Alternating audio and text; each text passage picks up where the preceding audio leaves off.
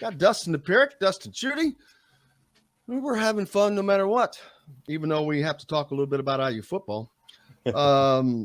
It's not, you know what? The irony is the Colts and the Hoosiers, how similar do they look? Oh, it's bad. I mean, they're very similar, though, because they've had quarterback issues, which actually have offensive line issues. Yeah. Defense last week, they give up, they got the lead and they give up that damn pass to the 2 with seconds to go. It's like, are you kidding me?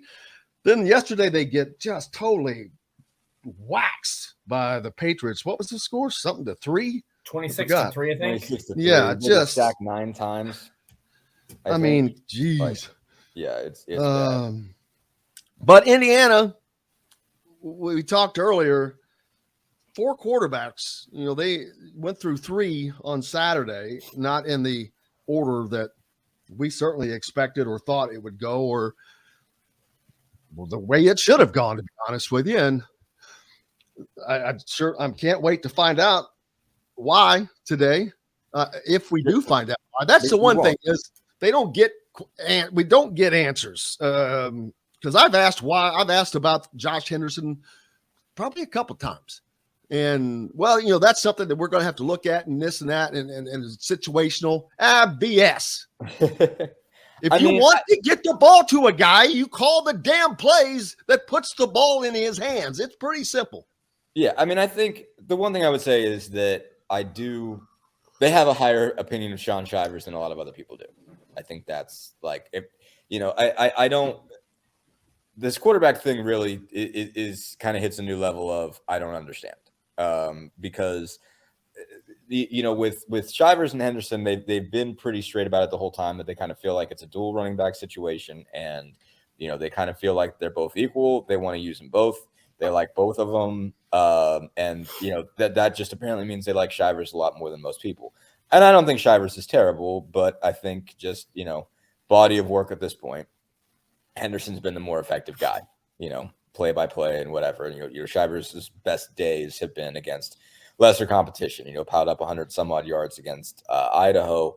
I don't think he's terrible. I think there are a lot of people that talk about him like he's worse than he is, but I think Henderson's been more effective. I think you could say that. So it's more of a case of, all right, like it's shifting the workload, and the workload should have been shifted more, but it's not like Shivers had a ton of carries, yesterday.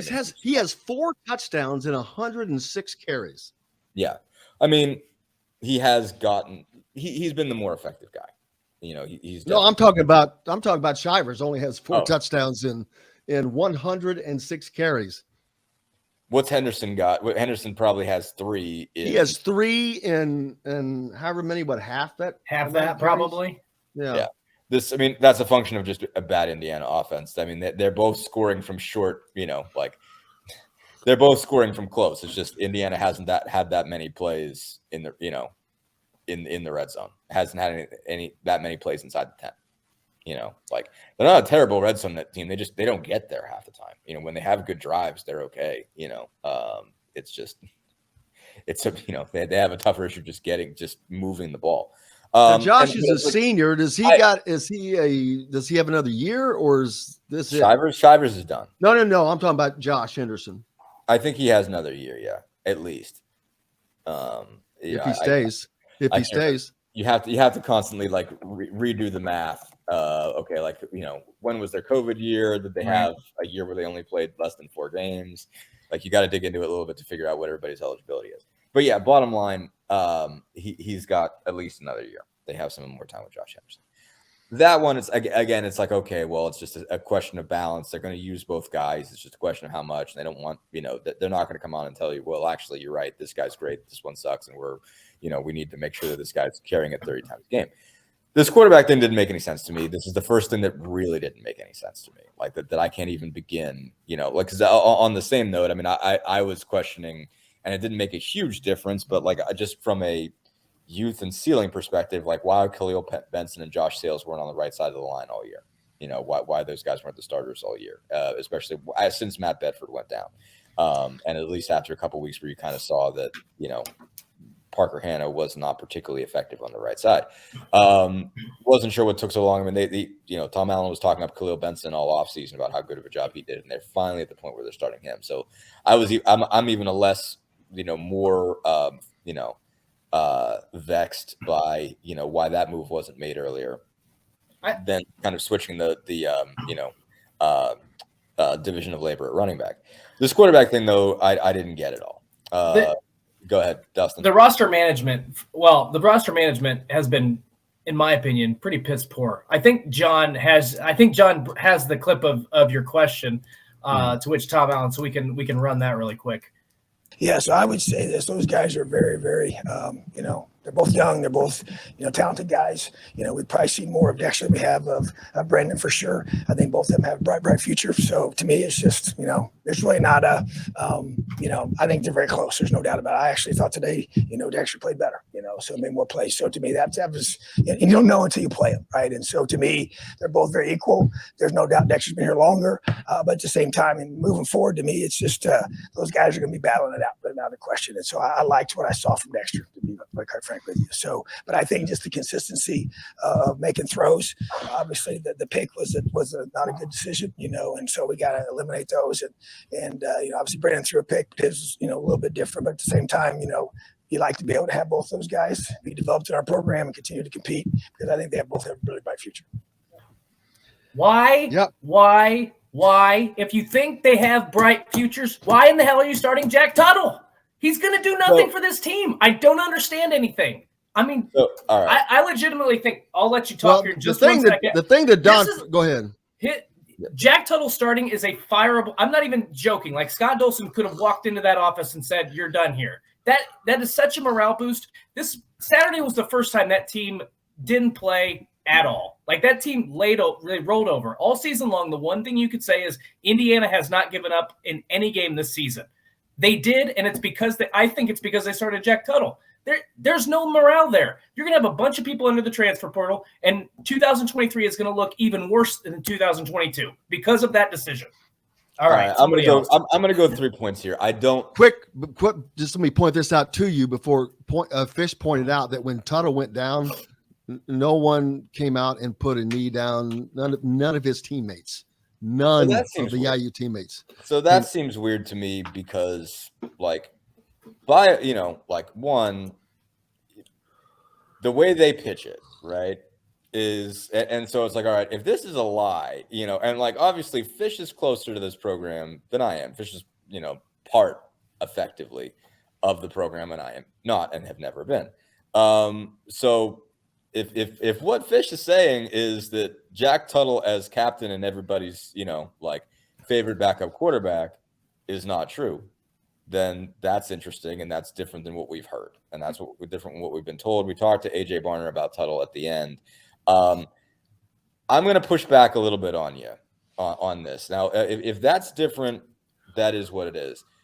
So the thing, the way that they have described this has been basically that they're treating Tuttle like he's a graduating senior, less like he's a transfer because he's been there 4 years, he's getting 2 degrees, been doing the job behind the scenes, sort of deserves the opportunity, and he's been out there before. And so if your argument is that, I can see this as a conceivable argument that, he's played, Dexter hasn't, and Tuttle is well ahead of him. I understand that. Number 2, he had at least one really good drive. The best drive they had yesterday was Jack Tuttle at the helm. And I thought, frankly, when Tuttle was out there, that's the best I've seen him play since 2020 at least. And so I don't want to. His stats were good. He was. I don't want to bury that kid. He completed his first 6 passes. Yeah. He is faster than I remember, notably. He's gone through injuries and stuff. That's the fastest I've seen him run. And he definitely made plays with and most mobile. Most mobile, escape stuff in the pocket. He was the best guy yesterday.